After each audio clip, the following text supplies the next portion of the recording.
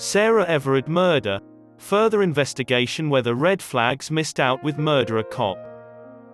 There will be an investigation into the killing of Sarah Everard, to see whether flags were overlooked in the police career of Wayne Couzens, the man who murdered her.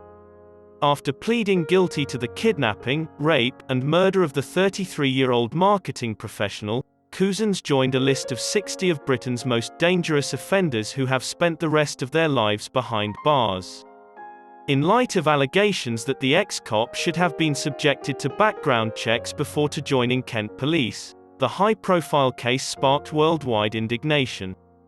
Rapist and murderer received further charges after his conviction that he had raped and sexually abused drag queens, and had exposed himself in public places several times. He was called the Rapist in the Civil Nuclear Constabulary, where he served as an armed officer in the Diplomatic and Parliamentary Protection Command. Systemic flaws that enabled Sarah's murderer to become a police officer have now been laid out by Priti Patel, the Home Secretary, in the first part of the investigation. To ensure that her family receives the answers they deserve, the investigation will begin immediately and be completed by the end of the year. When it comes to earlier charges of criminal behavior or misconduct against Couzens, the Home Office says it will look at his work history and relevant circumstances, including those.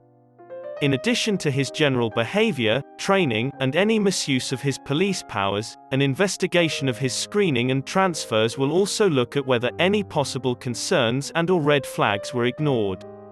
Ex-top prosecutor Dame Alice Angiolini QC, who will oversee the investigation, will also look into whether his superiors and colleagues were aware of his misconduct. Second, which will look at broader challenges for police and women's safety, will be informed by the first results. Shocking atrocities were perpetrated by a serving police officer, and Ms. Patel is determined to find out what went wrong. Today's agreement on the Angiolini inquiry's rules of scope is critical and will provide valuable information for police and others. In spite of the fact that an unofficial investigation has been launched, it is still possible to turn it into an official one.